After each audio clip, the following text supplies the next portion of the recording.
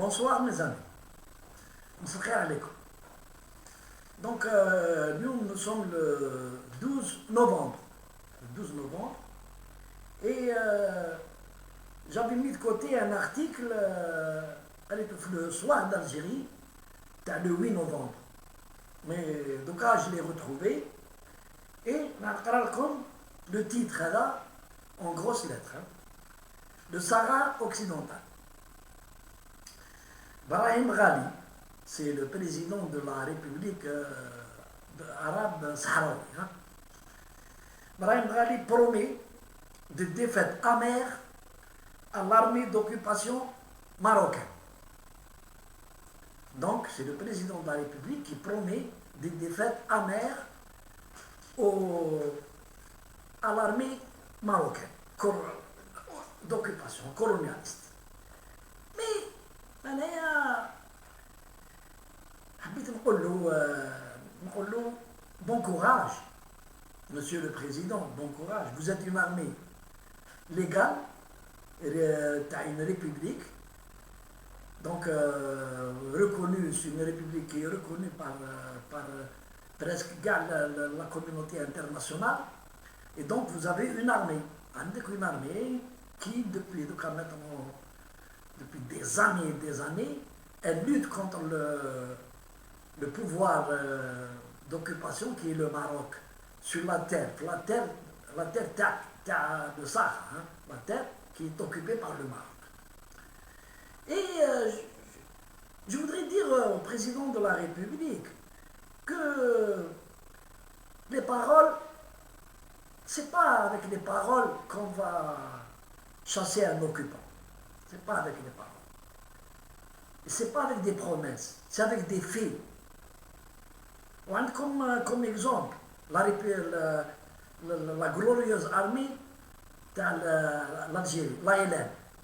L'ALN, en 1954, 1er novembre 1954, Madrid contre l'occupant, la quatrième puissance dans le monde, la France. Et elle a mené une guerre de 7 ans contre une armée très très forte. Mais ça, c'est tous les jours des actions militaires, toutes les nuits des actes de sabotage sur le terrain. Les soldats de l'ALN, ils يقطعوا les poteaux, ils يقطعوا les lignes téléphoniques, ils sabotaient les rails d'un train. C'était une guerre sans interruption, jour et nuit, et la presse mondiale, elle a les actes. Bon, il y a la presse d'outre-mer qui a considéré les soldats de l'ALN comme des fellagas, comme des terroristes. Mais peu importe ce qu'ils disent mais les soldats de l'ALN faisaient des opérations militaires à dos sur le terrain. Ensuite, même en France, des actions, même en France. Alors, quand on parle de la race, je suis un peu sceptique. Je suis un peu sceptique. Une armée faible qui mettait le Maroc, normalement, la race, elle aurait dû déjà la faire sortir des terres occupées. Par des actions militaires. Même des actions commando. Des actions commando, même s'il y a des morts parmi les soldats sahraouis pendant le combat, ce sont des chouhadas. Mais il faut frapper le Maroc pour qu'il ressente. Aujourd'hui, il ne ressent pas qu'il subit une guerre. Franchement, il ne subit pas. Il ne subit pas. Ce sont des escarmouches qui me goulent. Ce n'est pas des actions où on a entendu, où on a carrément, où là, il y a eu des morts et l'opinion marocaine, il y a eu des morts, l'opinion française, il y a eu des soldats morts. Ça aurait joué en faveur du Polisario. Ça aurait joué. Mais non, c'est timide comme. Donc, si j'ai un conseil à donner aux frères président de la République de Rome, c'est de mener des combats. Mener des combats. Pas contre les civils. Il faut toucher aucun civil marocain. Aucun chabi. Maghribi ou là, un attentat à l'aveugle, un attentat à l'aveugle pour les hommes civils. Non. Il faut cibler les militaires, les policiers, les militaires et les institutions de la monarchie. Le gouvernorat, la mairie, tout ce qui est institution. Il faut faire des bombes pour les institutions, ou pour les casernes. Il faut attaquer les militaires. Parce que l'armée marocaine, c'est une armée très très faible. Si vous commencez, parce qu'elles ressentent le danger, elles vont jeter les armes. Et c'est pas, Monsieur le Président, vous m'excusez, c'est pas avec des paroles qu'on va libérer un pays. Un Nicolas pour terminer. C'est pas avec des paroles. On va leur faire. Non. Le combat diplomatique, le combat diplomatique entre les institutions internationales, il continue, mais rien ne vous empêche de faire des actions militaires. Mais il ne faut pas commettre l'erreur de toucher les civils. C'est tout. C'est tout. Madame Akan. Il faut les attaquer. Il faut vous défendre. Votre terre, elle est occupée. Il faut la libérer. Et la libérer, ce n'est pas avec des paroles. Ce sont avec des actes militaires. Des actes militaires.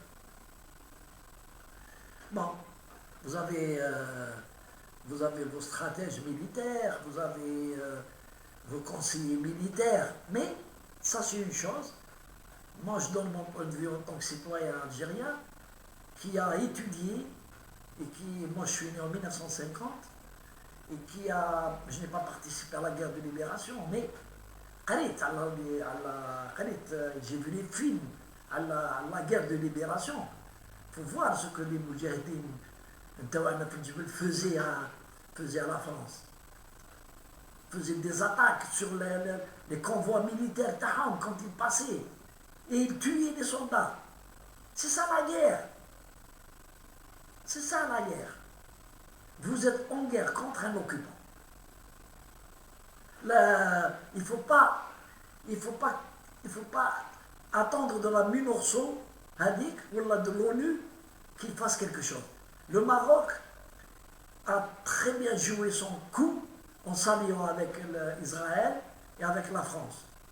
Et aujourd'hui, il mène très bien, il mène très bien sa politique d'occupation au niveau des instances internationales. Et vous avez vu la dernière résolution du Conseil de sécurité. Vous avez vu, ajourner la MINURSO qui depuis des années n'a rien fait sur le terrain, mais n'empêche que c'est le statu quo.